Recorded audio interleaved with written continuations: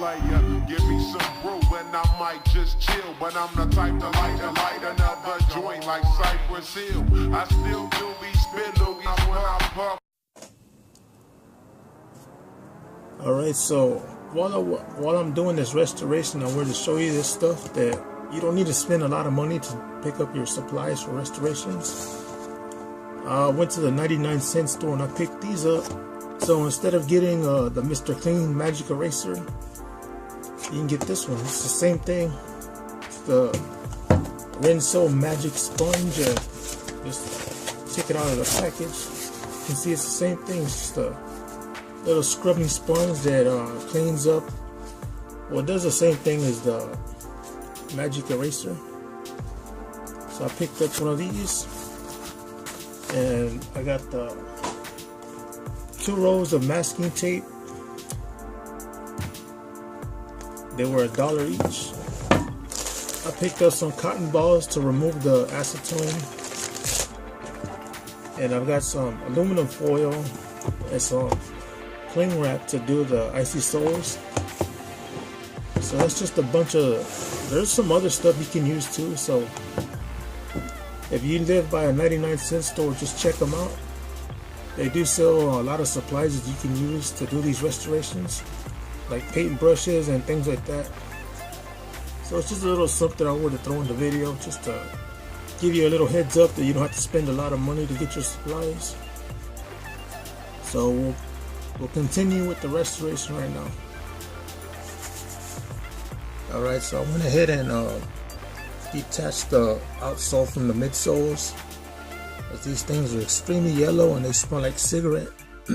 So if you smoke around your Jordans, this is what's going to happen to them. If you got translucent soles. Yeah, so I went ahead and removed the glue from the inside. There's still like little bits of the factory glue, and a lot of it came out on my hands, as you can see, from the cotton balls and acetone. So it's a pretty messy job.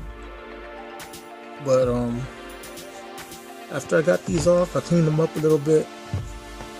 I still gotta wash them again just to make sure there's no acetone left on them or any other glue. So this is how they look after they're detached. And here's the midsole here. And the reason you want to detach them is because of this carbon fiber. You don't want it to separate from the midsole. And since these were already detached, I decided just to take them off. Because with these, I want to leave them in the sun for maybe 4 to 5 hours. And you can't do it with this because it'll burn the carbon fiber, and it'll detach from the midsole here, and it'll get warped. So you don't want that, because you can't fix that. Really, you got to get a whole new plate. But yeah, I'm gonna go ahead and wrap these up and stick them out in the sun, and we'll see how many sessions it'll take. I'm thinking about doing 5 to 6 because it's got real deep yellow stains. It smells like nicotine, and we'll see how they turn out. So we'll get to the next update. Alright, so I'm gonna go ahead and do the icing of the soles. On these here, I got them separated from the midsoles, and I'm gonna be wrapping them up in the plastic wrap with the Salon Care 40. So this is gonna be the first session. I'm gonna do about 5 at about maybe 4 or 5 hours each session, and we'll see how they look when I'm done with them. So we'll take a quick look at the before. Pretty dark yellow, so let's go ahead and get started. Alright, so I finally finished with these, and this shoe here wasn't too much work. It fitted, the fitment was pretty good. Everything lined up pretty good. Iced out the bottoms, and this is pretty much as good as it's gonna get. The weather wasn't cooperating with me down here because I got these like maybe what, 2 weeks ago, and every day's been cloudy or raining, and I don't know if you can hear it now, but it's still raining outside. And this is 2 weeks straight of leaving them out for about 5 hours, but like I said, it was really cloudy, so there wasn't too much sunlight hitting them, but it did lighten them up a lot compared to what they used to be. So I'm pretty satisfied with them. And I got some replacement laces. I got those from eBay. You can see they're nice and thick. And what else did I do to them? I glued the midsole first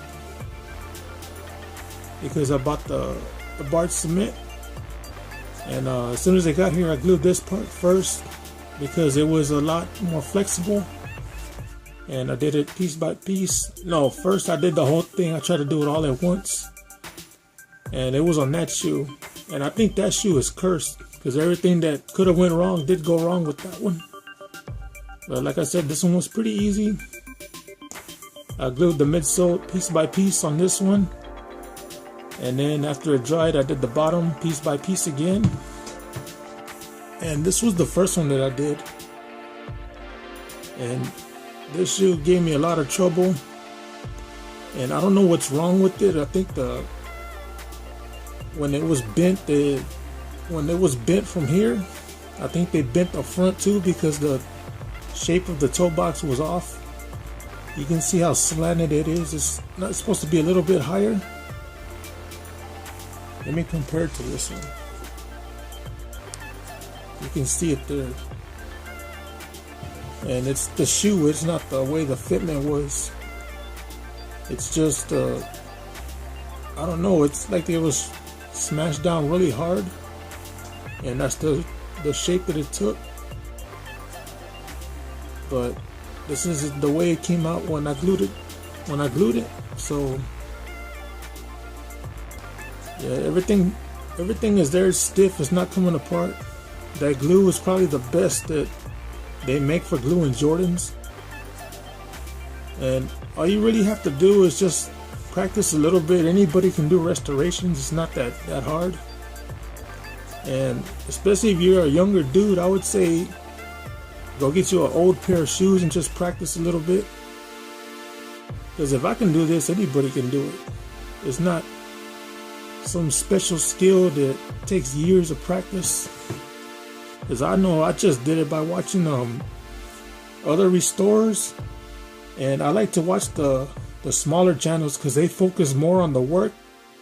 And I guess the big time restorers focus more on entertainment. And their work isn't as good as the people with the smaller channels that focus on the work. So I like watching those guys. And that's where I learned most of this from, doing following the tutorials of the smaller channels. And this one came out okay, nothing major on them.